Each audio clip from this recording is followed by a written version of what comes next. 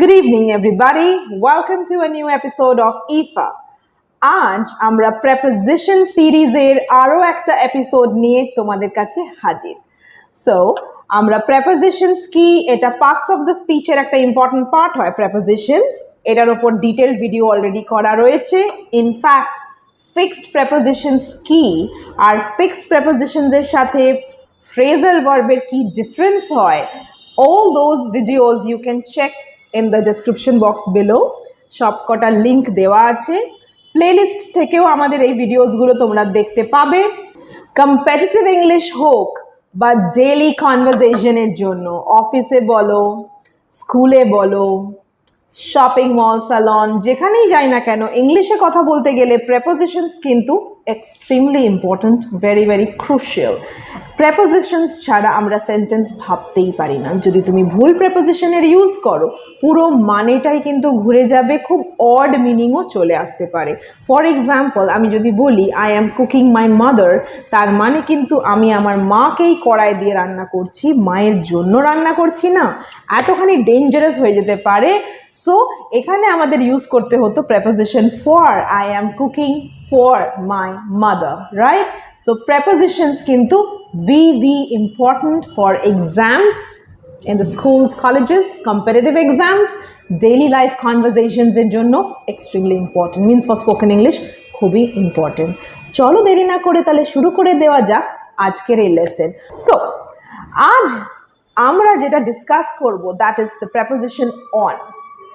ওকে, আগের prepositions এর ভিডিওতে আমি প্রমিস করেছিলাম তোমাদের যে প্রত্যেকটা প্রেপোজিশনকে ধরে ধরে আমরা একদম ক্লিয়ার করব, যাতে করে এক্সামসে তোমরা ফুল মার্কস স্কোর করতে পারো when it comes to preposition section.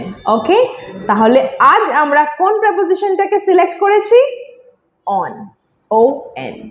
on এর মেইনলি 5টা ইউজ হয়। 5 কি কি চলো দেখে নিই। নাম্বার 1, কোনো সারফেসের ওপরে যদি কিছু রাখা থাকে, যেমন ধরো এটা আমার হাত, আমার হাতের ওপরে যদি একটা বল থাকে, so the ball is on my hand, right? So আমরা বুঝতে পারছি যে কোনো সারফেসের ওপরে কিছু থাকলে definitely you should use the preposition on. For example, by the way, এক্সাম্পলসে যাওয়ার আগে বলে দিই, তোমরা ভাবো যেটা খুব বেসিক ইজি আমরা জানি, কিন্তু অ্যাডভান্স লেভেল স্পিকারসও কিন্তু এখানে অনেক অনেক অনেক মিস্টেক্স করে থাকে। তাই মন দিয়ে একটুখানি দেখে নাও তোমরা এই মিস্টেক্সগুলো করছো না তো। For example, sentence number 1, she is sleeping in the bed or on the bed. বলো তো কি হবে? তোমরা ভাবছো অন দ্য বেড হবে, কারণ বেড একটা সারফেস আর সারফেসের উপরে রয়েছে কেউ ব্যক্তি শুয়ে, সো অবভিয়াসলি অন হবে। But there is a twist. যদি ব্যক্তি ব্ল্যাঙ্কেটের ভেতরে থাকে, কুইল্টের ভেতরে থাকে, মানে লেপ বা কম্বলের ভেতরে থাকে, তখন কিন্তু সেখানে অন হবে না, ইন হবে। She is sleeping in the bed, তার কারণ সে ব্ল্যাঙ্কেটের ভেতরে রয়েছে, তাই না? কিন্তু যদি এরকম হয় যে সে ব্ল্যাঙ্কেটের ভেতরে নেই, জাস্ট নর্মাল বসে আছে, you can definitely say she is sitting on the bed. কি তোমরা কেউ এরকম মিস্টেক্স করো কি? All right. তো যদি কেউ করে থাকো, আই হোপ আজকের পর এটা টোটালি ক্লিয়ার হয়ে যাবে। Okay, next number 2। আচ্ছা বলো তো, I am in the bus or on the bus? Mostly অনেকেই বলে থাকে in the bus, in the train, but that's wrong. Are you surprised? অবাক লাগছে? ইন দ্য ট্রেনই তো হয়, I am in the train, I am in the bus. No, it's not possible.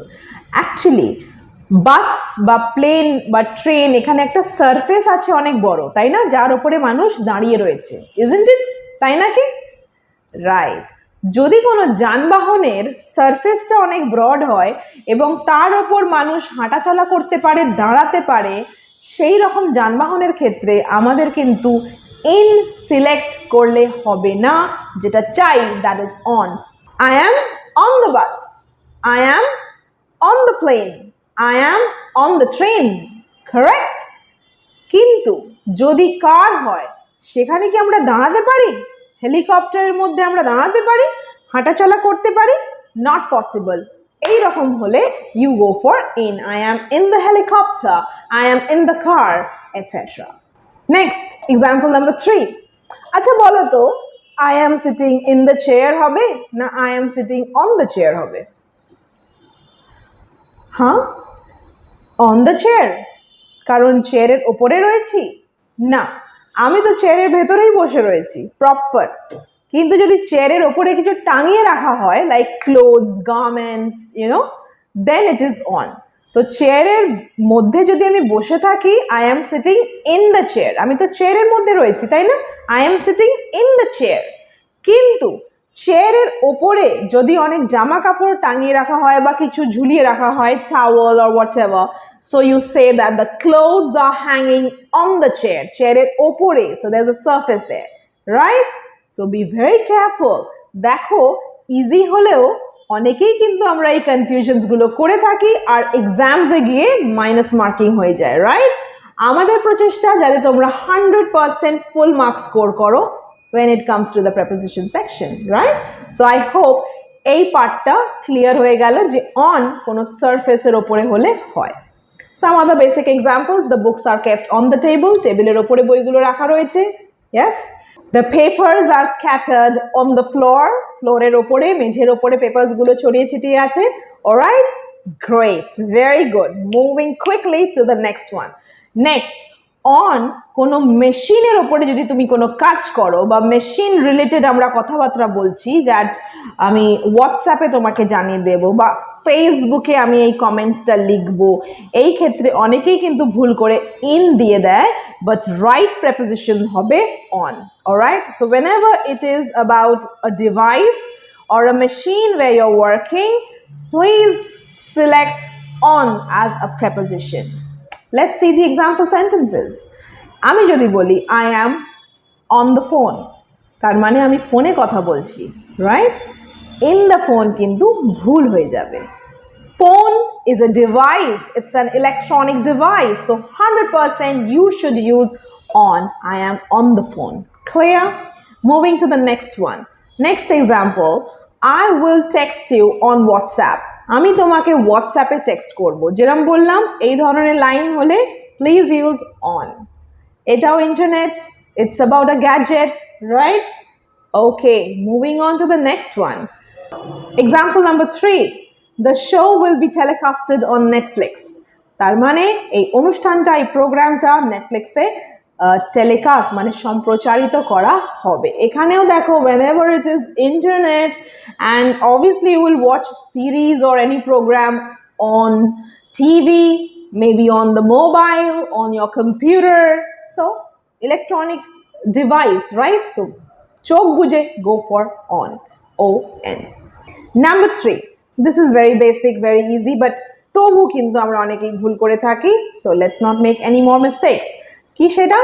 Date বা day. কোনো দিনের আগেও কিন্তু আমাদের ডেফিনেটলি অন দিতে হয়, on on before a day or a date. Okay, for example, on 29th of November, on 2nd October. For example, Aditi was born on 2nd October. Yes, 2nd October এ আদিতি জন্মগ্রহণ করেছিল। Can you understand? যদি এখানে আমরা সালটাও mention করে দিতাম তাহলে কিন্তু in হতো, মেবি ইন 1999, ইয়েস। কিন্তু আজ আমরা ফোকাস করছি অনের ওপরে, না কি ইন। ওকে, সো অন আমরা দেখলাম ডেট হলে হয়, আর ডে হলে অবভিয়াসলি অন হবে। আলটিমেটলি ডেট বলো বা ডে বলো, it shows the same thing, right? For example, I will meet you on Monday. আমি তোমার সাথে মানডে দেখা করব। Okay, next example, the seminar would be conducted on Wednesday. Okay, সেমিনারটা বুধবার দিন কন্ডাক্ট করা হবে, মানে it will be held on that day, সেদিনে হবে। ওকে, অর্গানাইজ করা হবে। বাই দ্য ওয়ে, তোমরা কি কেউ বুধবারটাকে উচ্চারণ করো ওয়েডনেসডে বলে? যদি কেউ করো, please don't do that, it's a wrong pronunciation. Right হলো ওয়েনসডে। অনেক অ্যাডভান্স লেভেল স্পিকার্সরা আবার ওয়েনেসডে বলে, that's also incorrect. The right pronunciation is Wednesday. Wednesday না, ওয়েডনেসডেও না, দুটোই কিন্তু সাংঘাতিক রং। এরম নয় কি ওয়েনেসডেটা একটু কম ভুল, no, both are wrong. Right is Wednesday, Wednesday, Wednesday.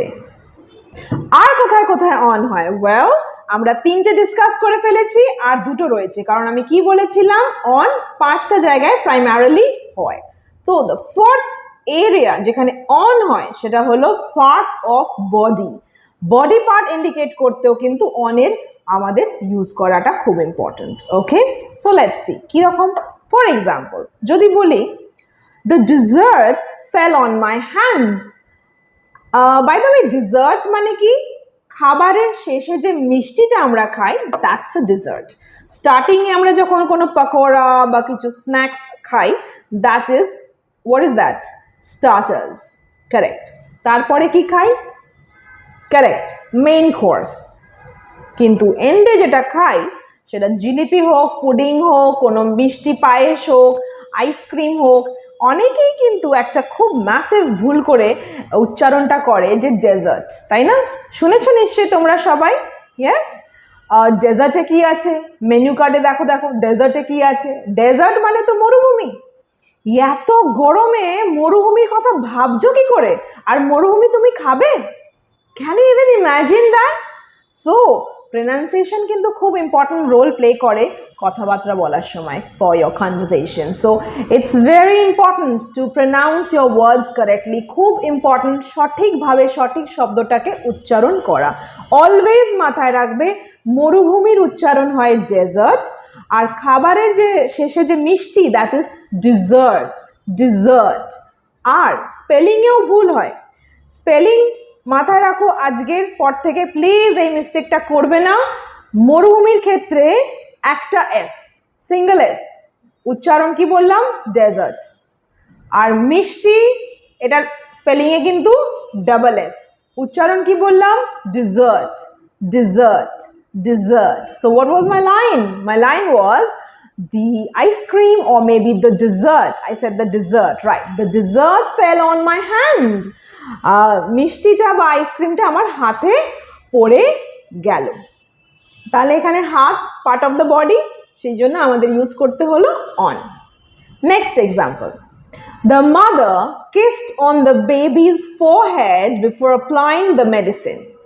মা তার সন্তানের কপালে কিস করলো ওষুধ লাগিয়ে দেওয়ার আগে। ঠিক আছে, তাহলে এখানে forehead part of the body, আবারও আমাদের ইউজ করতে হলো অন প্রেপোজিশনস। বুঝতে পারছো তোমরা? Yes, very good. Next example, she was wearing 4 rings on her ring finger.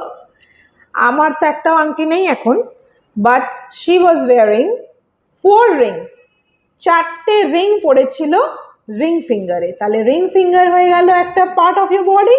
So definitely চোখ বুঝে you should use which preposition? Tell me. Right, on. There you go. The last segment of today's lesson, 5th part. Okay, তো 5 নম্বর পয়েন্টে আমরা দেখব on আর কোথায় use হয়। On কোনো state বোঝাতেও use হয়, state of mind, state of a situation, that time you can definitely use on. Okay, for example, Rohit Sharma was on fire last day. Okay, তার মানে রোহিত শর্মা অসম, অসাধারণ, স্টুপেন্ডাস ম্যাচ খেলেছে, perform করেছে। ওকে, মানে করেছিল গতকাল। তাহলে আমরা বুঝতে পারছি এখানে রোহিত শর্মার স্টেট বোঝাচ্ছে, অবস্থান বোঝাচ্ছে, কিরকম মানে ওর অবস্থা ছিল। He was on fire, not that ও আগুনের মধ্যে চলে যাচ্ছে বা উড়ে যাচ্ছে বা ভেসে যাচ্ছে, no no no. On fire means he was full of energy and his performance was so good, means he was 100% best. এটা ওনার সিচুয়েশন ছিল, স্টেট ছিল গতকাল ম্যাচে। Okay, right. Next example, mangoes are on demand this summer. So ম্যাঙ্গোর অবস্থা কি? খুব popular, খুবই ডিমান্ডে আছে। কারেক্ট, কি স্টেটে আছে ম্যাঙ্গোজ? পপুলার ডিমান্ডে আছে। গরমের সময় সবাই চায় আম খেতে, রাইট? অনেকেই, ম্যাক্সিমাম লোক, তাই না? Okay, moving to the next example. She was on the verge of crying, মানে সে অলমোস্ট কেঁদে ফেলছিল। ওর সিচুয়েশন কি ছিল, স্টেট অফ মাইন্ড কি ছিল, কিরম অবস্থায় ছিল, প্রায় কান্নায় ভেঙে পড়বে এমন একটা অবস্থায় কিন্তু সে ছিল। That's the last one. So that's it for today. I hope আজকের লেসনটা তোমাদের খুবই ভালো লেগেছে। তোমরা ডেফিনেটলি অন কোথায় কোথায় হয় এক্স্যাক্টলি বুঝে গেছো, আর নেক্সট এক্সামে for sure 100% full marks score করবে, তাই না? রাইট। আমাদের কিন্তু বেসিক গ্রামার সিরিজের অনেক ভিডিওস তোমরা যারা মিস করে গেছো আর দেখতে চাও, ইন্টারেস্টেড থাকো, তাহলে কিন্তু তোমরা চেক আউট করতে পারো, লিংক দেওয়া রইলো ডেসক্রিপশন বক্সে। So that's it. I am Krishnanjana. Thanks for tuning in. See you soon in the next one.